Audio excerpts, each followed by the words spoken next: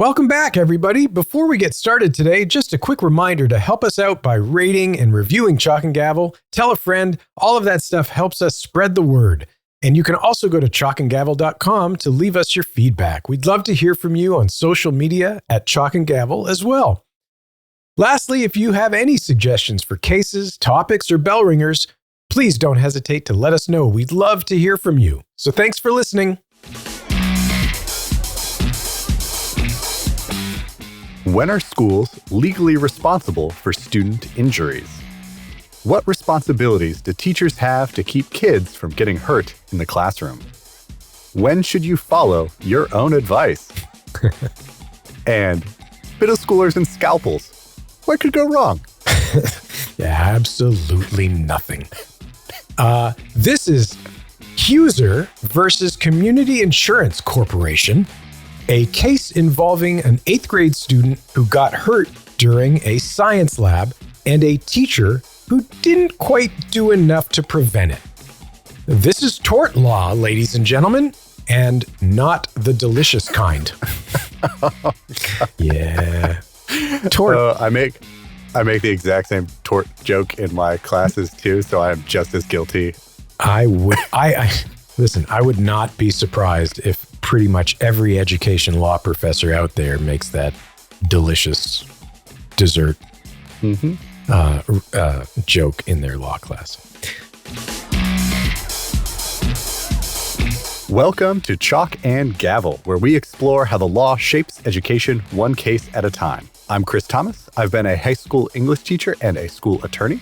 And I'm Jamie Cudlitz. I've been a middle school math teacher and principal. Now we're both professors of educational leadership, working to empower folks to better understand and navigate the laws that profoundly impact our schools. This is the show that tells the fascinating stories connecting the courtroom to the classroom.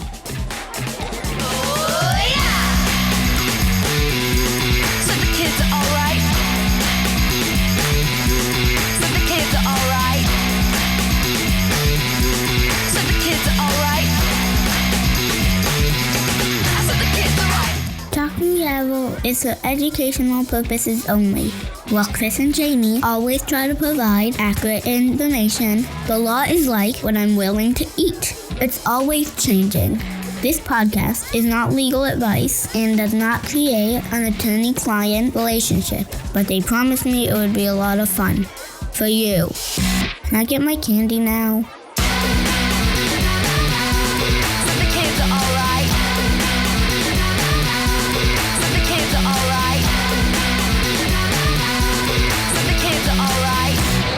Well, let's go ahead and get started with today's first of two bell ringers. Chris. Yeah, we've got two of them for you. So the first school in Virginia's admission policies that the school administrators said that they were put in place to kind of increase racial diversity. So this was Coalition for TJ versus Fairfax County School Board. And the Supreme Court will not be taking the case. So the lower court decision that kind of upheld the policy will stay in place. And, like Richard said in our Kennedy episode, we never know why the Supreme Court does what it does, but at least for now, they will not be wading into the school admissions waters again. Yes, so we're going to kind of keep those waters a little murky, aren't we? And yeah, especially after the court's recent affirmative action cases, which kind of struck down affirmative action policies in higher ed admissions. So K-12, though, that hasn't really been an option for a while in K-12 schools because of some other cases. So that means that there's no education-specific cases that we're going to be watching this term, but there's still a few that we're obviously going to keep an eye on. There's the one we mentioned last week with the Chevron deference issue to see kind of what deference courts are going to give to administrative regulations that could really impact how schools are governed. There's a case involving Title VII and when anti-discrimination protections kick in for staff transfers. So that could have really big implications for schools as these massive employers, moving teachers around and things like that. Mm-hmm. And then there's another case that they heard arguments for in the fall about what authority or when school officials or public officials in general can block people on social media. So, obviously that's going to play out for our school boards and everything. Our school boards. Yep. So there's a few that are going to tangentially impact schools, but no, let's call them blockbuster school cases this term, probably. Yeah. That's okay. We have our work cut out for us in many other ways, don't we? Yeah, we're still kind of catching up, honestly. I know, right? But Jamie, you've got another bell ringer for us? Yeah. So this case, you might have heard about it. It's really been percolating over the last few weeks in national media. So this is a case about a Black student in Texas who has been disciplined for his hairstyle. And the interesting thing about this case is that Texas also has a Crown Act, all right, which essentially prevents schools from discriminating against hair texture or hairstyles that are commonly or historically associated with race. Okay, so this student had locks and wore them up on top, sort of on his head, and didn't let them fall.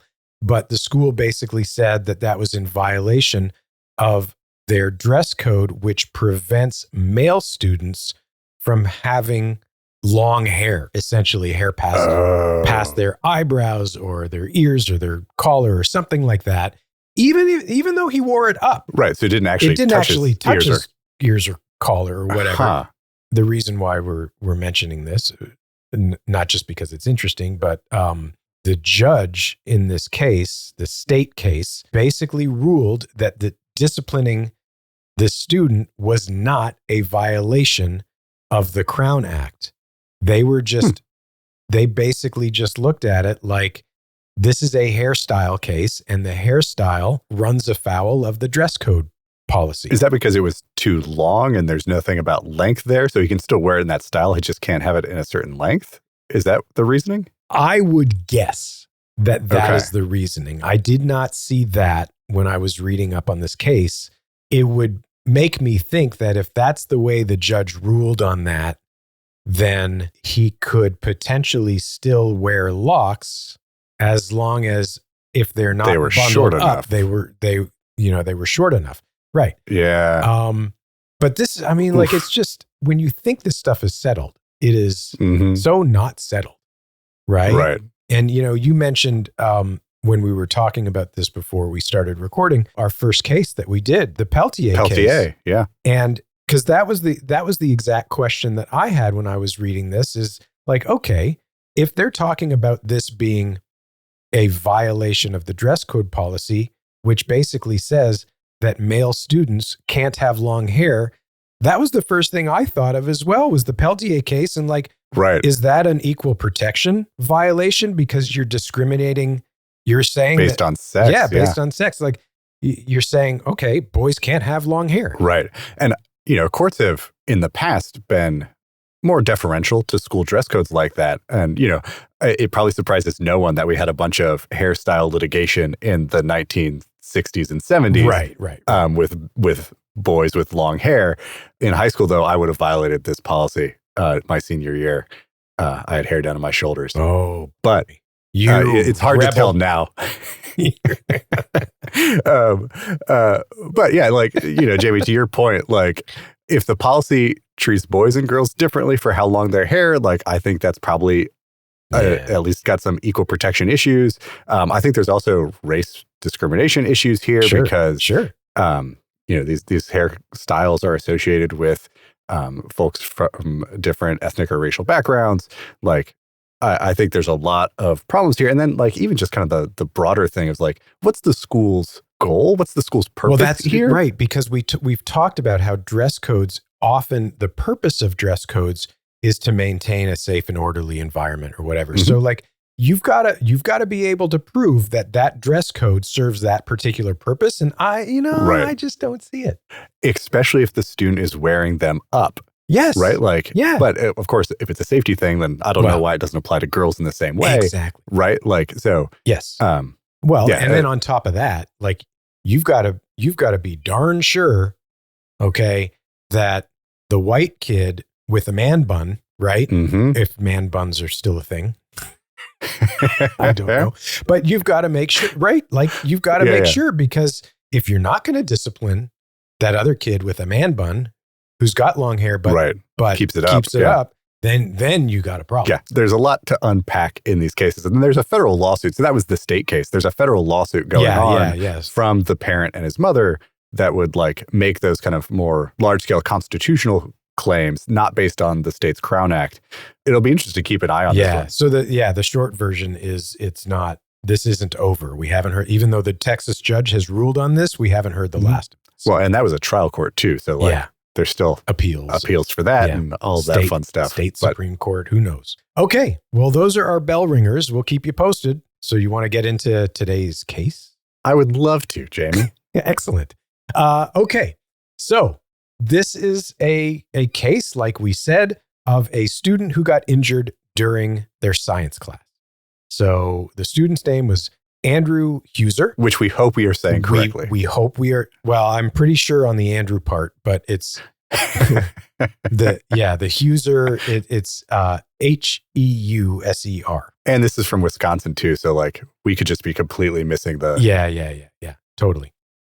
So we're going to call him Andrew. Smart. This was in 2006. So in February of 2006, Andrew was in 8th grade, and his science teacher, and she was a brand new science teacher. This was her first semester teaching science and her first year, I believe, as a teacher. And I think that's really important. Oh, no, it's totally important. Because I remember my first year, like deer in headlights, right? Yeah, I didn't know what I was doing. Absolutely. Been doing this for 25 years and I still don't know what I'm doing. So Andrew was an 8th grade student and took science, and there were 4 periods of science that this teacher taught in the course of a day. And they were doing a lab that day on dissecting flowers. All right. Cool. I liked science. Did you like science, Chris? I loved science. I was a mechanical engineering major for like 3 years in college before I switched to education. Oh, cool. Before I switched to English pre-ed. So yeah, no, science was my jam. I wonder how much of a thing that is, because I also started out my college journey thinking I was going to do something completely different and ended up deciding to switch halfway through and pursue education. I was going to be an architect. Oh, yeah. So yeah, that's almost exactly the same thing. Yeah, that's crazy. Or the same trajectory, rather. And look at us. We both ended up as educators who now specialize in education law. Wow. Huh. Small That's world. funny. Okay. So, all right. So, so they were dissecting flowers in this lab. So Andrew has his science class at the end of the day. All right. They're dissecting flowers. They're using scalpels. Andrew cuts himself. All right. So let's kind of rewind this and sort of follow what happened throughout the day that led us to this point where Andrew got cut. And it was a pretty bad cut. All right. So they're doing this lab. The teacher gives lab instructions. All right. So first period, science comes in, gives lab instructions. The teacher testified that they were standard lab instructions. And here is exactly what the teacher said, that she said. We're doing a lab. So the same lab procedures as always would follow. Follow the instructions, appropriate lab behavior, which includes, no horsing around or goofing around. It needs to be taken seriously.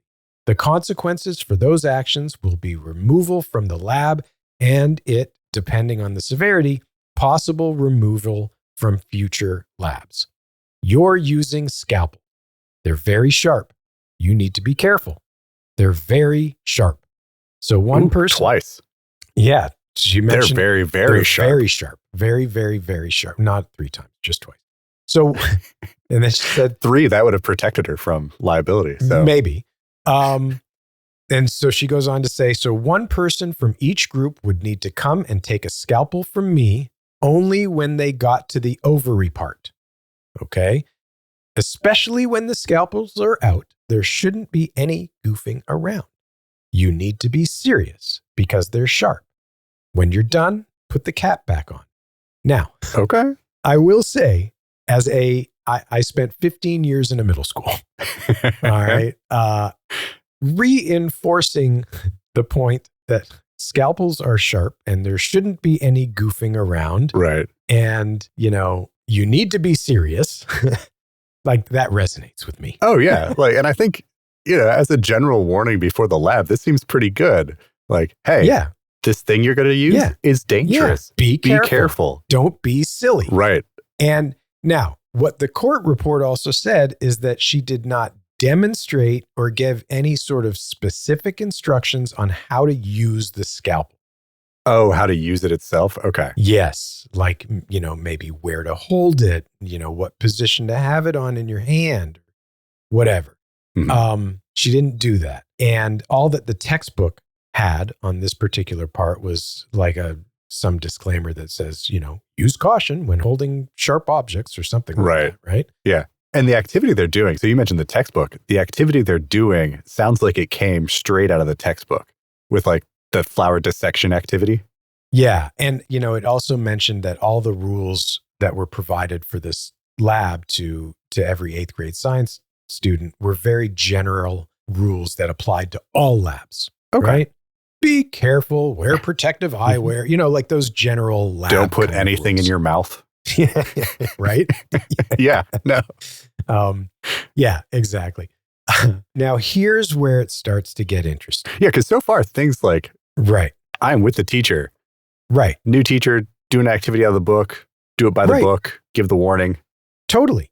And you might be thinking to yourself, well, accidents happen, right? Like, there's only so much that one person can do to prevent things that are accidental. Mm-hmm. And that's what this case is about. Right. Okay. So now we're going to start telling you about the different things that happened that turned this into a case. Okay. Mm-hmm. So during the first class period, 2 students were cut using the scalpel. Of course, it was the first class period, right? Right. First one, she gives these instructions, kids got cut. Mm-hmm. Now, they said in the court report that there was no indication of horsing around or goofing off. It seemed pretty clear that these were pretty accidental sort of cuts. And they seemed to be, there wasn't any indication that they were major cuts, that it was a major injury. Right. But the teacher still did what they had to do in a situation like this and fill out a standard accident report. Okay. So they have, the school has forms when accidents happen, and the teacher filled out the form. And one of the questions on the form, pay close attention, folks.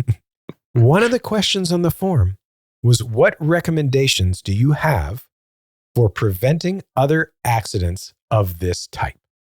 Okay, so it asks the teacher on this form to think about and determine how something like this can be prevented in the future. Mm-hmm. Okay, and both of the forms, for both kids that got hurt, she answered the same thing. And her answer was, limit scalpel use or use scissors instead. Okay. And that was, I think we already kind of spoiled the punchline. Like, that was first period. Andrew's class is later in the day. Yes. And he cut himself still. He still cut himself. Okay. Okay. So now you might be asking yourself, self, did the teacher modify the sort of use of scalpel per her recommendations from that form? I'm guessing the answer is no. Well, Chris, you are a winner. Yes. No. No, I know.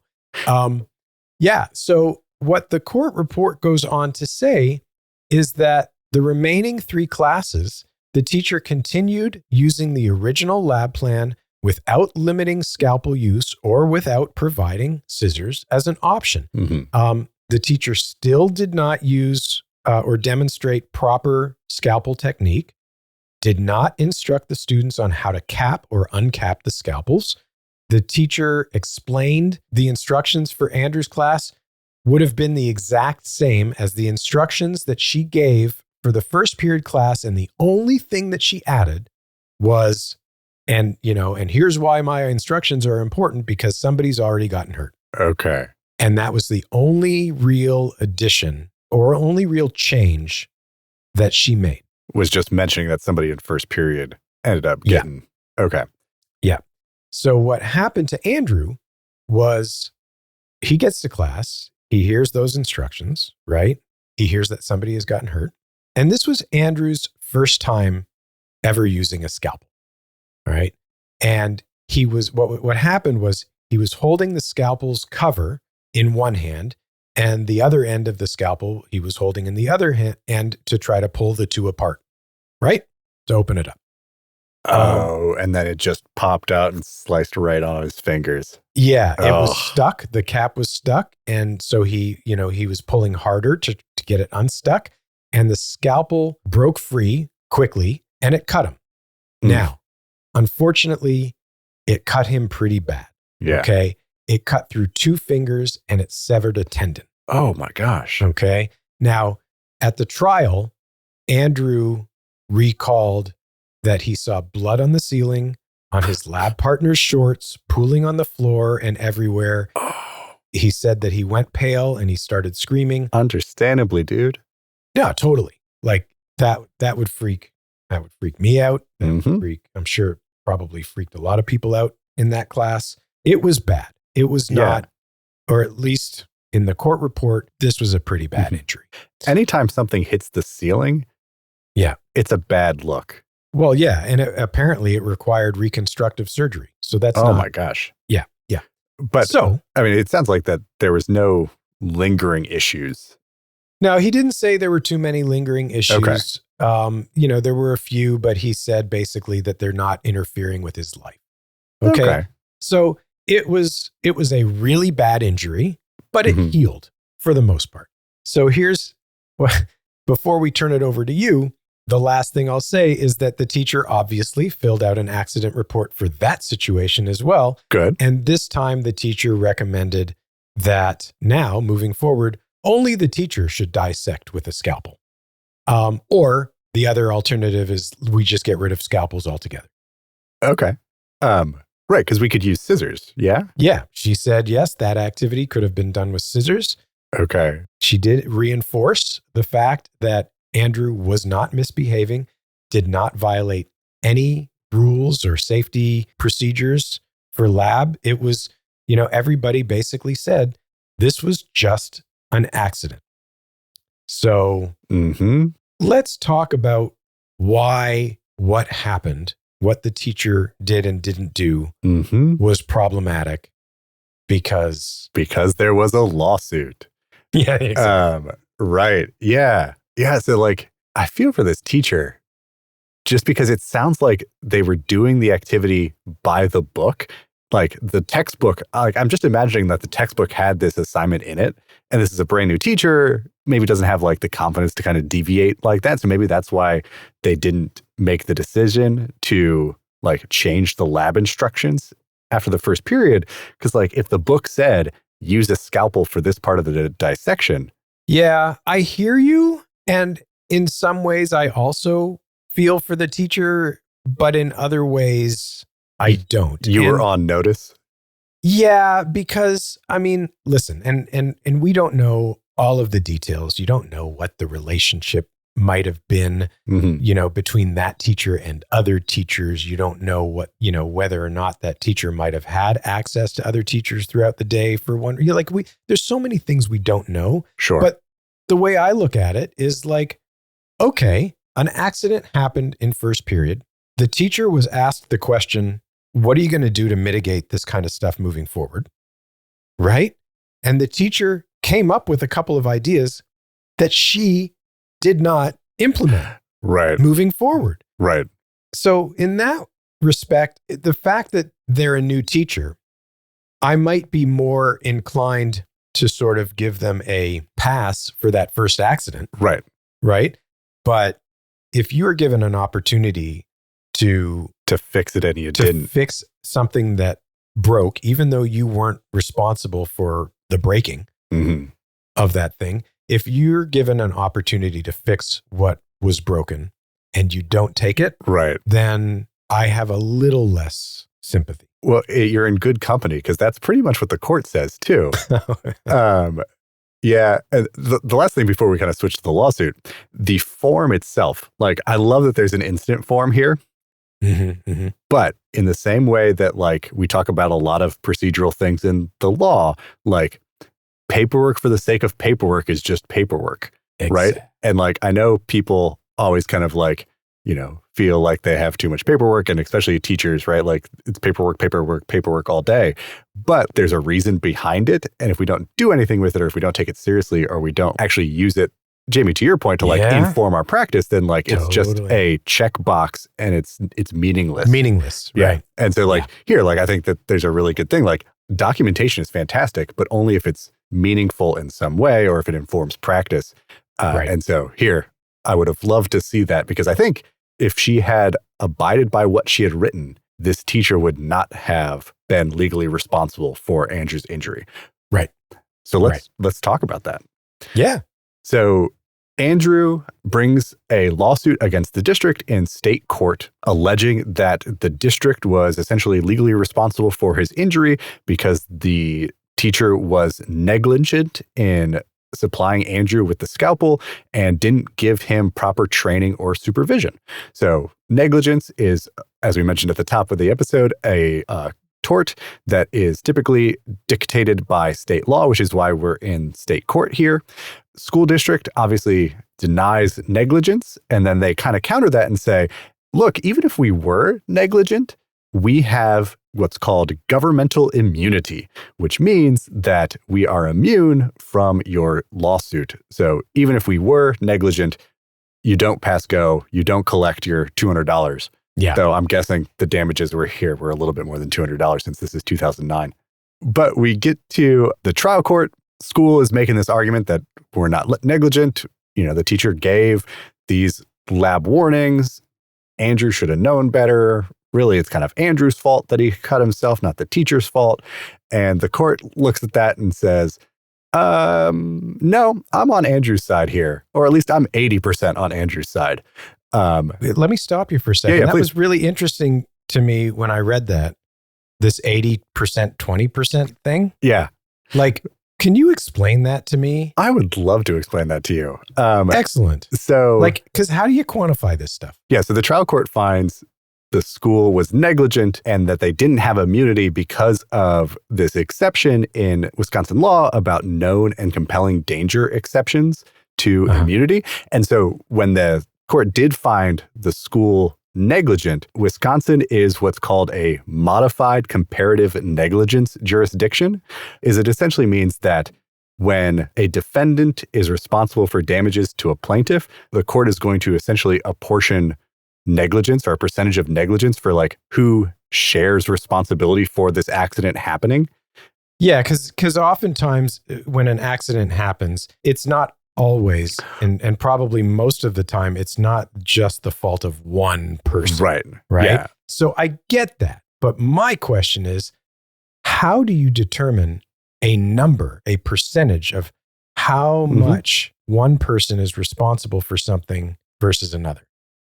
Do you know? You make it up. You may. Like, I don't know what you want me to tell you. Okay. All right. Fair enough. So I guess the legal answer is those are questions of fact for the trier of fact. So basically, if it's a jury, the jury just decides, or if it's the judge just decides. Yeah. So here, the district is 80% responsible, and Andrew had a little bit of responsibility. Like they basically said, like, yeah, he probably could have done a little bit better or acted a little bit more safely. So he gets 20%. And so essentially what that means is the district is on the hook here for 80% of the damages that Andrew is entitled to based on his injury. So it's just an arbitrary number. And it has to be a number because they can't just say the district is more responsible than Andrew is. They could, but then it would just be 51%. Right, yeah, because you can't quantify, or you can quantify that as 51%, or you can quantify it as 99%. Right. And so they just have to pick something? Well, yeah, but based on the facts, right? And that's just like, okay. you gotta draw lines, and that's what they draw the lines based on, is just how much fault do you think each person should get? Okay. All right. Thank you for answering that. I appreciate it. No, it's and this is all, torts law is fascinating, especially talking about like negligence. And so comparative negligence, there's different kind of flavors of it, where if you're more at fault than not, then you don't actually collect at all. So like if Andrew here was 51% at fault for the injury and the school district was 49, under Wisconsin law, he wouldn't collect because the defendant has to be at least 51% at fault. Okay. I get it. And I was just going to say, I commend you for using the word flavor when talking about tort law. I totally did that on purpose and not a happy accident. I would much rather have 80% of a tort than 20%. I would not. The dessert, not the law. I was going to say, I would rather have no percent of negligence, but we're milking this tort thing for. Okay, let's keep going. Let's keep moving here. So that was the trial court, gets appealed to the Wisconsin Court of Appeals. So that's an intermediate appellate court between the trial court and the state Supreme Court. And that's where we are right now for this decision. So the appellate court essentially has to decide two issues. First, was the teacher negligent? And second, even if the teacher was negligent, is the school entitled to governmental immunity? And those are typically kind of the questions that we have to ask in these tort cases, because school districts typically enjoy some sort of governmental immunity based on state law that would prevent them from being liable for things like negligence or other kind of tortious actions. Right. And so, oftentimes it's kind of hard to find decisions on the merits here because there's only a very narrow subset of cases or situations where the school is actually going to be liable based on their conduct. And every state's going to be different about like when you get immunity and when you don't. But a lot of times, if it is kind of just general negligence, that's not going to be enough to overcome governmental immunity. There has to be some recklessness, maliciousness, wanton conduct, something like that, or it has to be a specific situation. So those are kind of the two questions we've got to answer. Yeah. And the court looks at both of these and says, hey, you know what? I agree with the trial court. School, you messed up. Yeah. Well, teacher, you messed up, but school, we're holding you responsible. Right. Yeah. For the actions of your teacher. Right. Yeah, exactly. And, I don't know if it's fair to say messed up. Like, maybe that's me just being too cognizant of like the challenges of a first year teacher. The teacher could have done more and the court wanted them to do more. And so they found them legally responsible for not doing more. And that's kind of the bottom line here. Well, and I think that the teacher also, I think part of the problem is that the teacher also recognized that more should be done or something differently should be done to prevent this kind of stuff. And she didn't heed her own advice, basically. Right. Because one of the things I thought about was, what if this accident had happened in first period? Okay. Right. Like, would the legal outcome be the same? And again, it's hard for us to know one way or the other, right? So it's all just speculation. But I think one of the things that they really took into account in this case was an accident had happened already. Right. And you basically said, I should do some things differently in order to prevent this stuff in the future. And you didn't do it. Right. So it makes me think that if that accident had happened in first period, the outcome would have been different. Or maybe it's just the 80-20 might have been different. No, I think it would have come out differently. I think you're exactly right. That if we didn't have those first two injuries, and kind of the knowledge that the teacher kind of recognized, like, hey, I could do stuff differently to make sure something like this doesn't happen, to mitigate the potential harm here, or the potential danger here, I think that the school wins. And so the question, and that actually kind of informs both questions, both the negligence question and the immunity question. So for negligence, we've got our 4 elements of negligence here: duty, breach, causation, damages. I will never forget that has been drilled into my head so hard after first year torts in law school. I call them the DBCDs. Sounds like something my toddler would say. Sing the DBCD.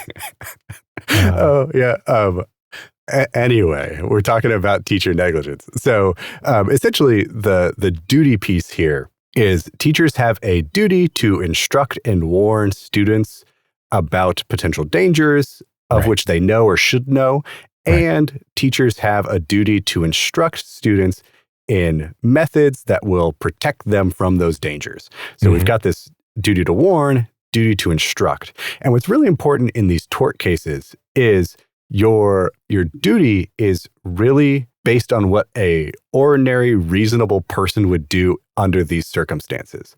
Okay. And so it's not a duty to prevent all injury. And that's really important. Yeah. Kind of, Jamie, to your point about if this happened in first period, would that be a problem? It's a duty to act reasonably under the circumstances. And that reasonable person standard is this objective standard for this mythical average, normal person. Yeah. But in professional contexts, it's the person kind of like an ordinary person who's a member of your profession. The average science teacher. Exactly. Did you act as the average science teacher? That gets to kind of this question of breach. Did you fail to act as the reasonable science teacher would act? And the court in this case basically said, yeah, you did fail to act like a reasonable science teacher. Yes, you did, because you had that awesome lab instruction, but you didn't show them how to use the scalpel. Yeah. And you also didn't properly instruct them on how to use the scalpel, how to take the cap off, how to put the cap back on, all of these little things. And the court here is really focused on that lack of precautions based on kind of what you knew and what you failed to do for the next one. And the other thing I was thinking too is what should be included, and what I recall from a number of labs is an instruction that is something like, if you don't think that any of that equipment is working properly, you let a teacher know. Right? If anything is broken, if you don't think anything is working properly or whatever. Now, listen, would a stuck-on cap trigger a student to go up to a teacher and say, my scalpel isn't working? Or you know what I'm saying? I don't know. But it also feels like that would be a good additional instruction. Right. Or even just asking the question hey, has everyone used a scalpel before? Oh, yeah. Because Andrew testified that he had never used a scalpel before. Yeah. So that, eighth grade, at some point you just kind of have to assume that students have some sort of base knowledge. And I don't know if eighth grade's the right place to do it, but well, it depends on what it is, but yeah. Right. I mean, and a scalpel, that's a pretty serious little instrument. Yeah. Obviously, totally. Right? Yeah. Yeah. Totally. So the school district, is seeing the writing on the wall when it comes to duty and breach, and basically makes the argument that this injury was unforeseeable and therefore we couldn't have stopped it. Yeah. It was unforeseeable that he would remove the cap in such a way as to cut himself. Yeah. And the court has a really interesting response to that. The court basically says maybe the specific kind of circumstances that led to Andrew's injury may not have been precisely foreseeable, but you knew, because two students had already gotten hurt, you knew that scalpels were dangerous, and it was foreseeable that somebody would get hurt with this scalpel. And so the court has this line, which I think kind of just sums up its entire perspective on this case. The court says, no one, not Andrew or the trial court, faults the teacher for failing to precisely predict that a student might encounter a scalpel cover which was stuck. No one is asking that the teacher be clairvoyant. Rather, the fault lies in the teacher doing nothing in the face of personal knowledge that using the scalpels raised a safety issue. The teacher could have exercised her discretion in any number of ways. She could have taken her own advice, Jamie, to your point, and used scissors. She could have gone from table to table and done the dissecting for the students, which she ultimately says she would do. Based on the incident with Andrew.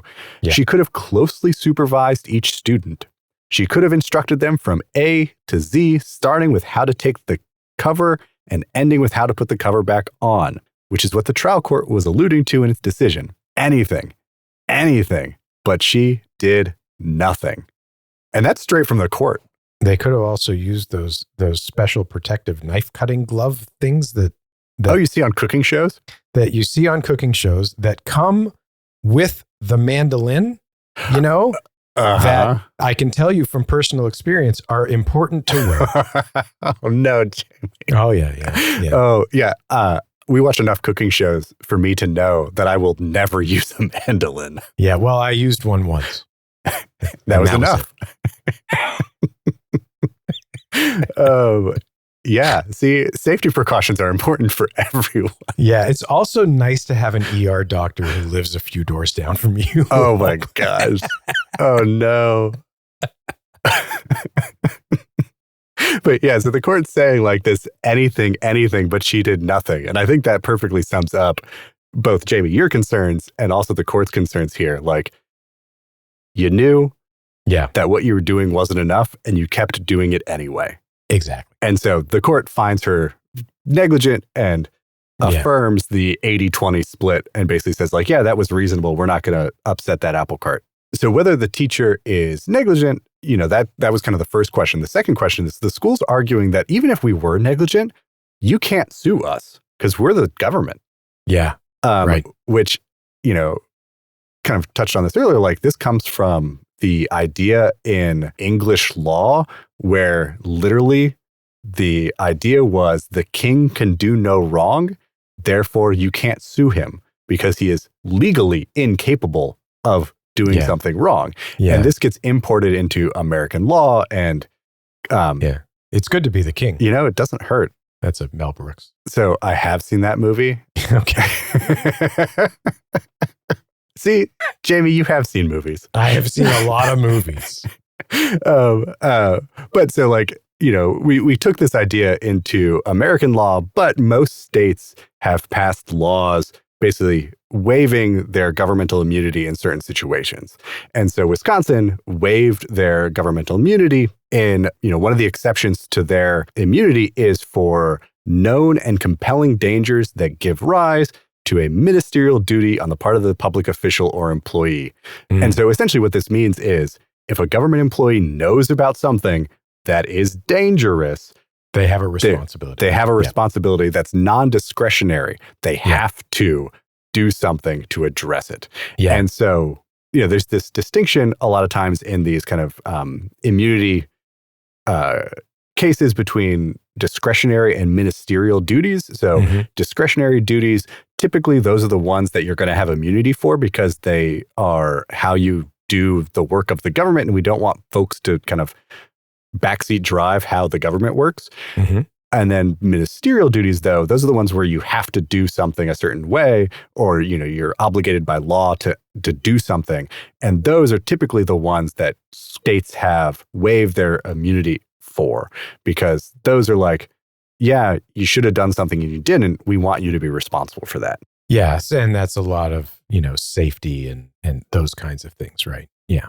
Yeah. And so the court here basically says, in order to establish this known and compelling danger exception, you basically just have to say there's a compelling danger that you knew about and that you failed to take one or more cautionary measures to address it or to mitigate the potential danger.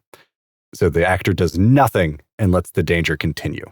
Yeah. And so here, like, obviously there was knowledge.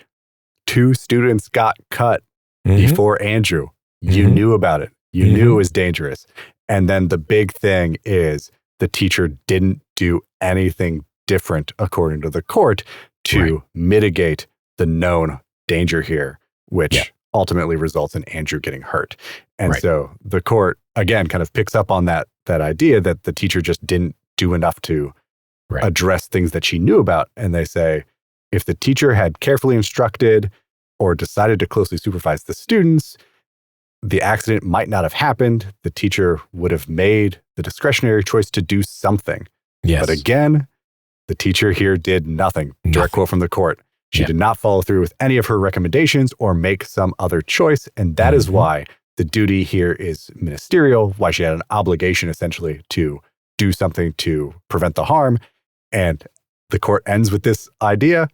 That is why the buck stops here. Exactly. And I think that's, the big takeaway, even though we've thrown around terms like, ministerial and negligence and tort and, all these sort of legal things, it all came down to a very simple set of facts, right? It all comes down to a very simple set of facts, which is accidents happen, okay?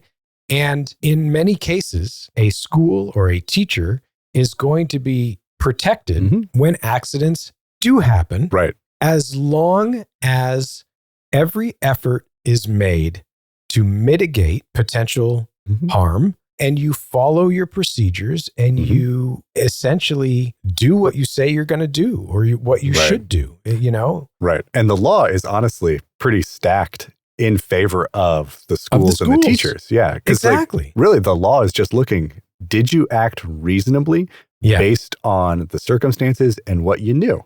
Yeah. And, part of acting reasonably, according to this court, is not doing nothing. Yes, exactly.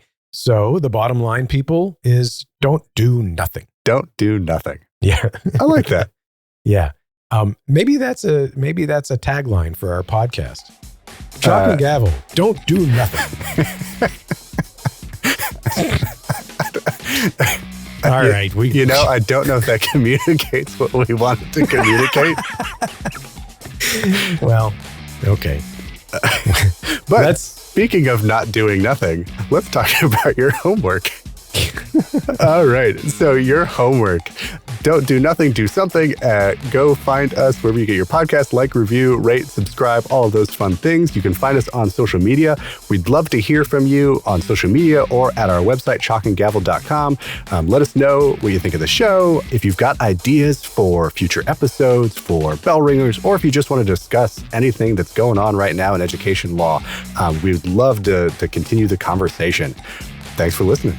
Until next time, I'm Jamie Cudlitz. And I'm Chris Thomas. Join us in 2 weeks, everybody, where we continue the conversation about how the courtroom is connected to the classroom.